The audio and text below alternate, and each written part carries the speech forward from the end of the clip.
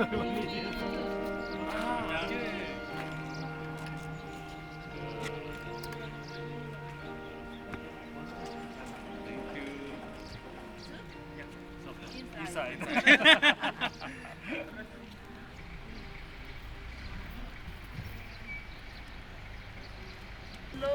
I exchange?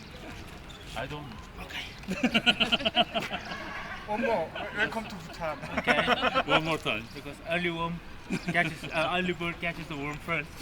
But I'm Kimi Dorji. Give me those. Yeah, and in short, you can call me Kim. Kim. It's very easy to remember. Yeah. And then I'll be leading the tour throughout the group.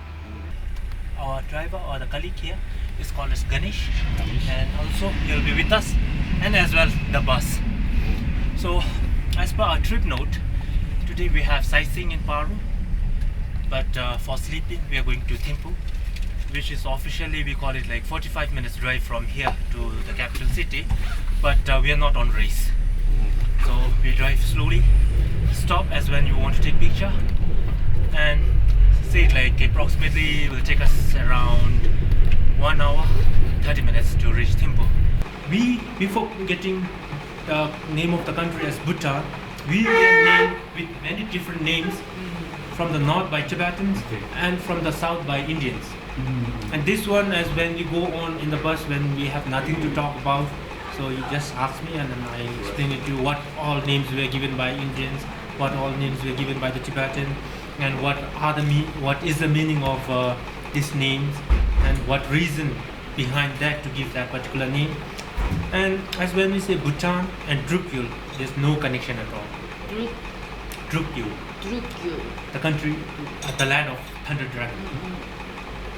Dragon and Bhutan, no difference. As so far as from a point of view, and as well in the books and everything, I couldn't find it also, and as well in the internet, because Bhutan is entirely a different thing and entity, or the land of the thunder dragon is something different.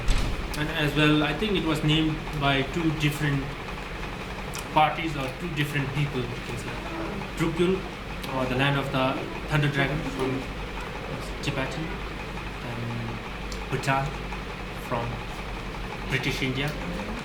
And as well, Bhutan had bigger part of land before, but during the time of British ruling the India, they annexed all the fertile land from the southern part of Bhutan. So still today we get compensation of that particular land which has been annexed by British India during those days. But what amount, I don't know. As when we greet, but as when we see in a picture or something like this, King. Or in our language we call it Gyelpo or Gyelp. And if you do it properly, again, there's three fringes. We have to put it at the front, this side, so which represents king, country, and people. King, country, and people. That which we are bounded together, living in prosperity and peace. Okay? Show me. This one? ये मेरो paper ल्याइदिनु भयो ल्याइदियो लिएर आएँ म आएँ ल्याउँदाखेरि guest आउनु I mean, what they're trying to do is to control them. They are sterilizing it. King has no say over religious sector. Religious sector has no say over administrative sector. They runs in a parallel way. And as well, you might have seen our dress at the back, two parallel lines. So this represents secular and administrative, religious and administrative, going parallel. And as well, monk and military people, they don't have any voting rights. But military and monks, they are neutral. 군인하고 And even with the color, it's divided into two halves, representing the power of the king and the religious head.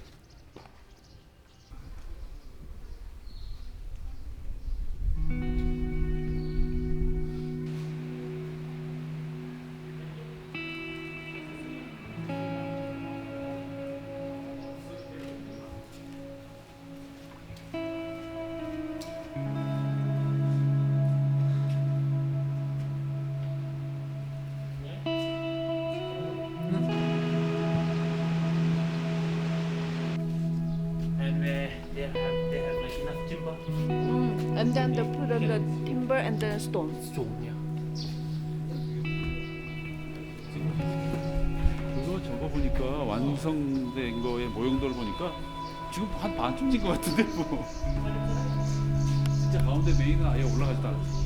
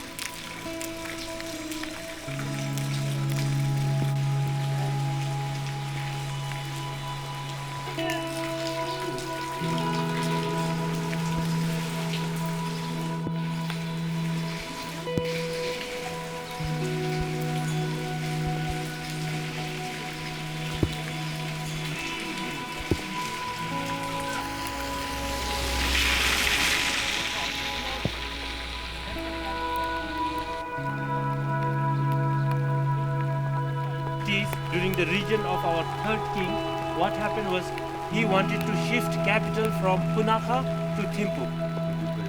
Because 20 districts, we have 20 zones. All the offices are in the zone, and all of these offices has their head office here. So it could not accommodate all the office in the fortress, so they have made small kind of sheds.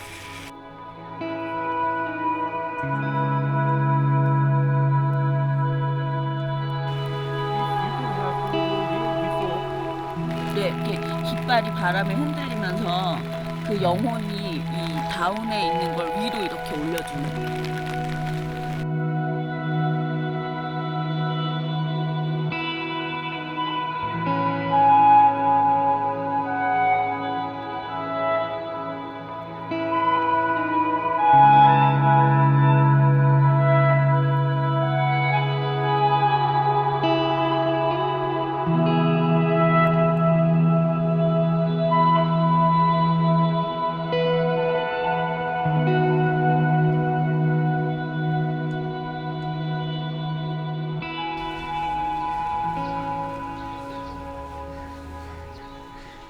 They separate the dirt, so they do it all manually. All the laborers will be sitting down and separating the fiber. So after separating the good fiber from the bad fiber, they take it in. Okay, so the help of this complicated machine. Very complicated. Very complicated. The good fibers, they put it in here with the help of the motor, electricity. Then they blend it and they get the pulp. These are the pulp. So this pulp, what they do, vegetable starch. This is the starch. They mix it. So after mixing it, that filter they put it in a wooden frame, lock it, then they put it in, shake it, then again put it here, open the lock, take the filter which is here, they take it out, and each time they make a paper. So they pile up, this pile, they take it here, then compress it with the jug to drench out the water. One by one, they paste it on the hot iron plate to dry it. And sometimes they do it outside in the sun also for dry purpose. They use for the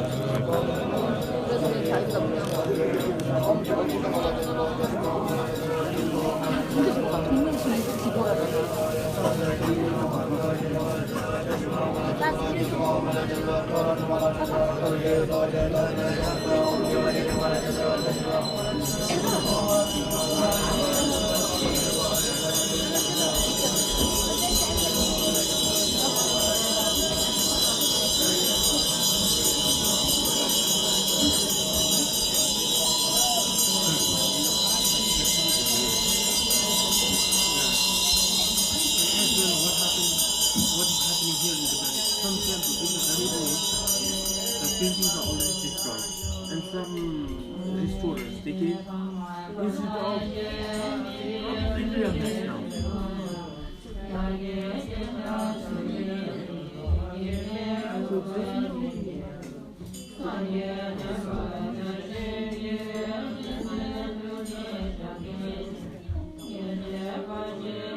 So at this moment, I think people have money. So slowly, when they have budget, they do it. Now they do it.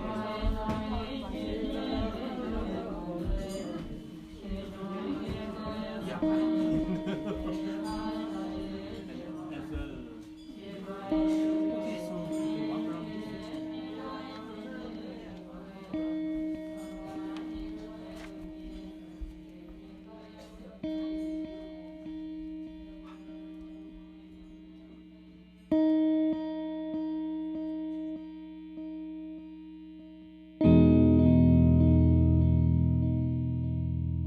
And after reaching the pass, goes all downhill, and we drop down to 1,300 meters, some tropical region, and it's very warm there.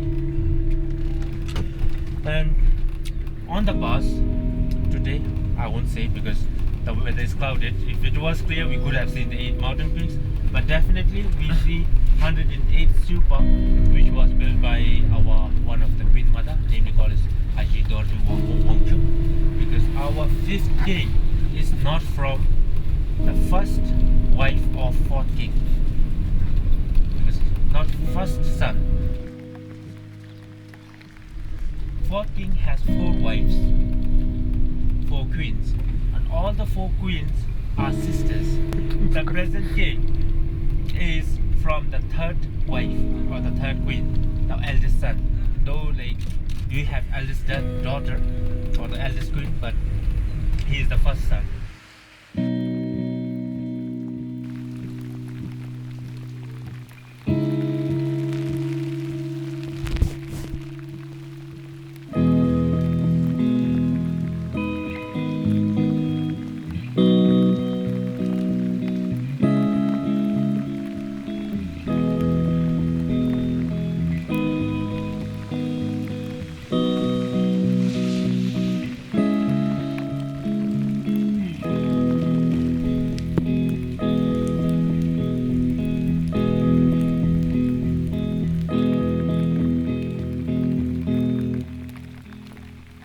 So while predicting the future by the astrologer told his parents, saying that if he becomes a king, he will become king of kings, and if he becomes a religious or pious person, he becomes like the supremost in the religious sector.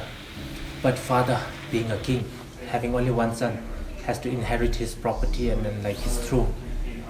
What he did, he didn't want his son to become a pious person or a religious person. So, in order to keep him or to make him king, what he did, he gave all the luxury that he wanted, but he was bounded in a boundary. So these are some of the examples what all happiness were given, because he got all the facilities, whatever he wanted in the palace, but inside the boundary, and he was never allowed to go outside the boundary to mingle with the local people.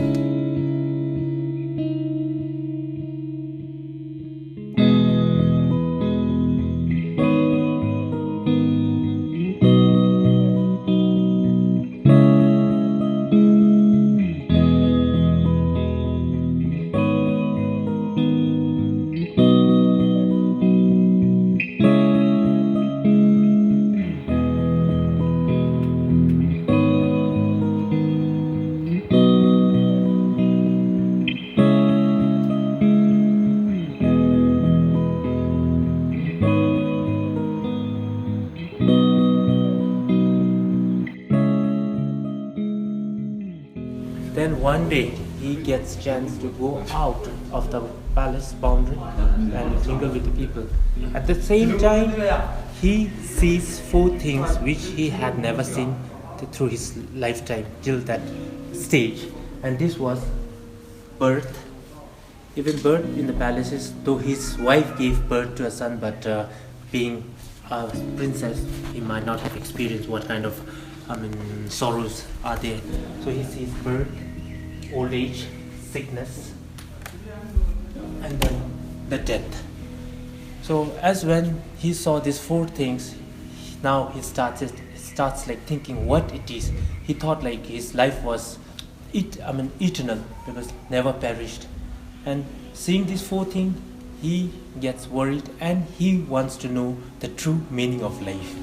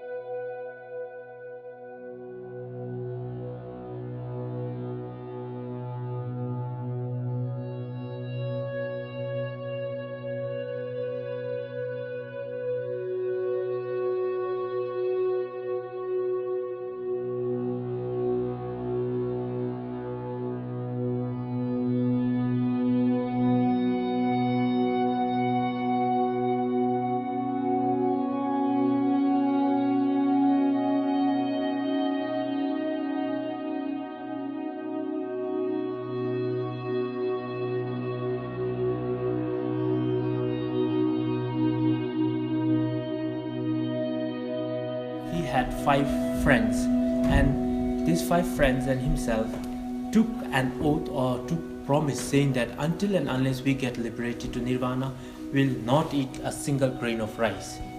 So in India, what happens is a lady comes and offers Buddha, but he was not Buddha that time, he was Gautama. So he offers a bowl full of rice mixed with milk, but instead of refusing, he takes it. So he has broken the promise. So his 5 friend goes the other way, and he himself goes to Bihar, and name of the place today is called as Bodh Gaya. He goes there, meditates for 6 months. So right after 6 months, he gets liberated to nirvana. So around him you see the ferocious figure. These are the one like who comes and distracts him for meditation, from attaining the nirvana. But he has already attained the nirvana. All the weapons are being turned into flowers.